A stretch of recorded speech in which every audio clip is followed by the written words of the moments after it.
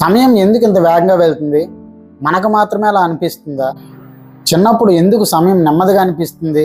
పెద్ద అయ్యాక రోజులు ఎందుకు వేగంగా గడుస్తున్నట్టు అనిపిస్తుంది? మన మెదడు సమయాన్ని ఎలా గుర్తుంచుకుంటుంది?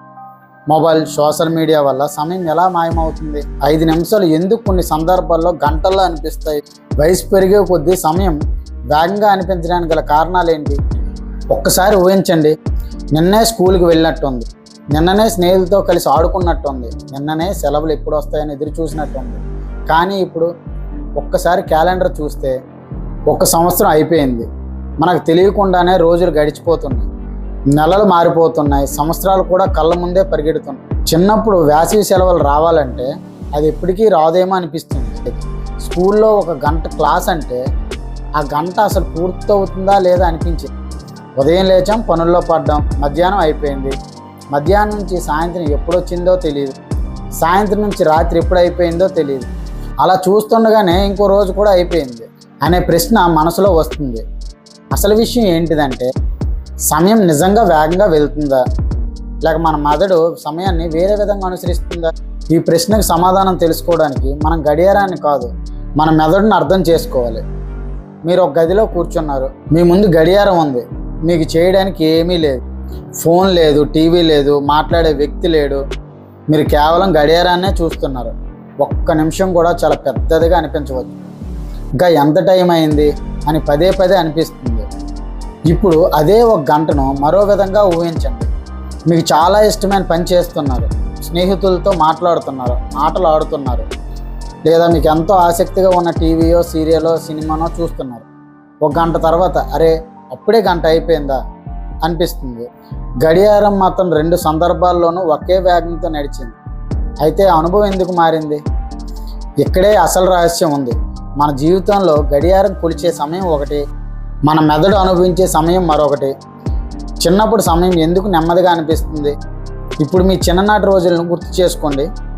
స్కూల్ నుంచి ఇంటికి వచ్చిన తర్వాత బయటికి వెళ్ళడం, ఆడుకోవడం, స్నేహితులతో కొత్త ఆటలు నేర్చుకోవడం, మొదటిసారి సైకిల్ తొక్కడం, మొదటిసారి సముద్రాన్ని చూడడం, మొదటిసారి పెద్ద ప్రయాణం చేయడం, మొదటిసారి ఒక కొత్త పండుగను ఆసక్తిగా అనుభవించడం.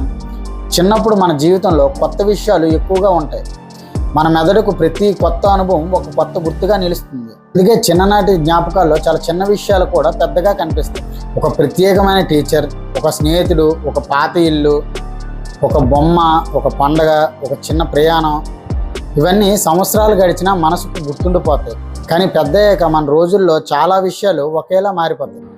లేవడం, పని, తినడం, ఫోన్ చూడడం, ఇంటికి రావడం, పడుకోవడం, మన మెదడుకు కొత్తగా గుర్తుంచుకోవాల్సిన విషయాలు తక్కువగా కనిపిస్తాయి.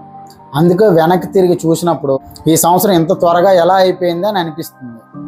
మీరు ఒక కొత్త ప్రదేశానికి వెళ్తే మొదటి రోజు చాలా పెద్దదిగా అనిపించవచ్చు. ఎందుకంటే మీరు కొత్త రోడ్లు చూస్తున్నారు, కొత్త మనుషులు చూస్తున్నారు, కొత్త శబ్దాలు వింటున్నారు, కొత్త వాసనలు అనుభవిస్తున్నారు, కొత్త విషయాలు నేర్చుకుంటున్నారు. మీ మెదడు చాలా సమాచారాన్ని గమనిస్తుంది.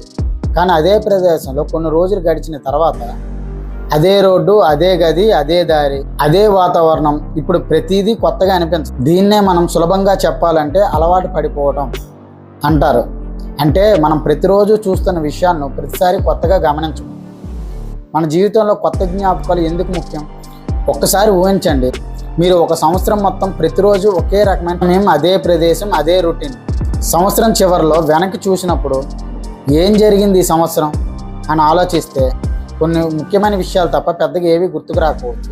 ఇప్పుడు మరో వ్యక్తిని ఊహించండి. అతను అదే సంవత్సరంలో కొత్త విషయాలు నేర్చుకున్నాడు, కొత్త ప్రదేశాలు చూశాడు, కొత్త వ్యక్తులను కలిశాడు, కొత్త అనుభవాలు పొందాడు, మనకు తెలియని విషయాన్ని తెలుసుకున్నాడు. సంవత్సరం చివరిలో అతను వెనక్కి చూసినప్పుడు అతనికి ఆ సంవత్సరం చాలా సంఘటనలతో నిండినట్టుగా అనిపించవచ్చు. ఇక్కడ ఒక ముఖ్యమైన విషయం గుర్తుంచుకోవాలి. సమయం గడిచే వేగం మారలేదు, మన జ్ఞాపకాల్లో సమయం ఎలా నిలిచిందో మారింది. మొబైల్ మన సమయాన్ని దొంగలిస్తుందా? ఇప్పుడు మన రోజువారీ జీవితంలోకి వస్తే మన చేతిలో ఉన్న చిన్న పరికరం స్మార్ట్ ఫోన్. 5 నిమిషాలు మాత్రమే చూస్తామని ఫోన్ తీసుకుంటాం. ఒక వీడియో తర్వాత ఇంకో వీడియో, తర్వాత ఇంకో విషయం, అలా చూస్తుండగానే అరే ఇంత టైం అయిందా అని అనిపిస్తుంది.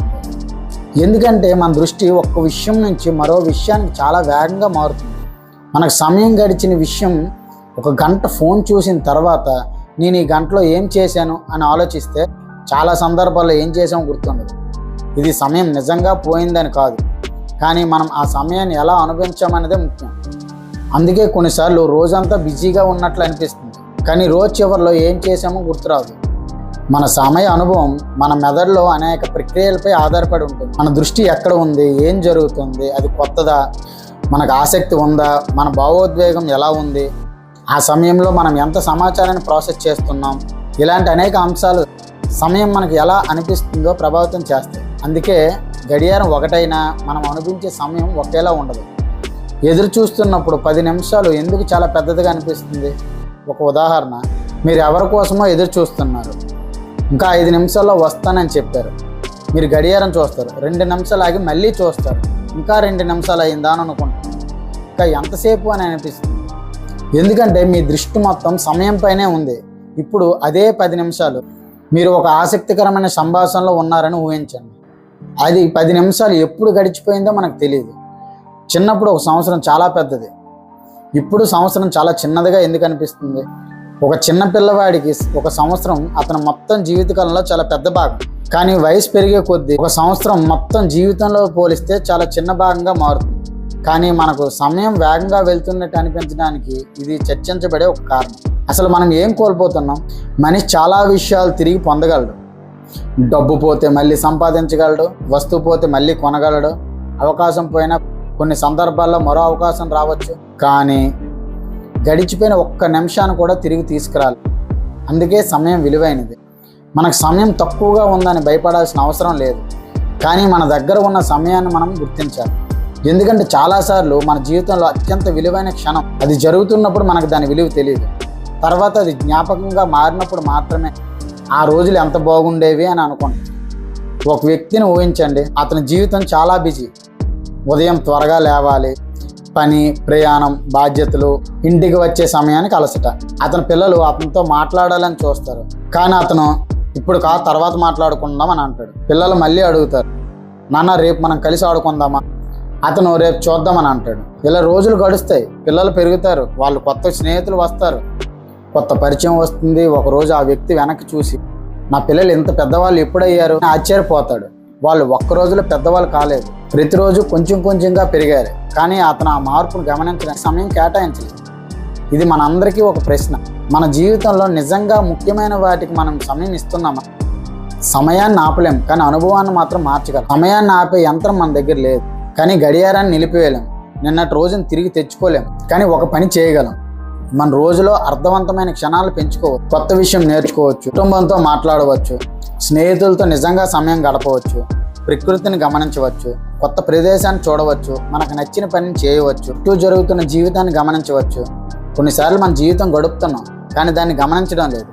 ఒక ప్రశ్న మీకోసం, మీ జీవితంలో చివరిసారిగా టైం చాలా నెమ్మదిగా గడిచిన రోజు ఎప్పుడు?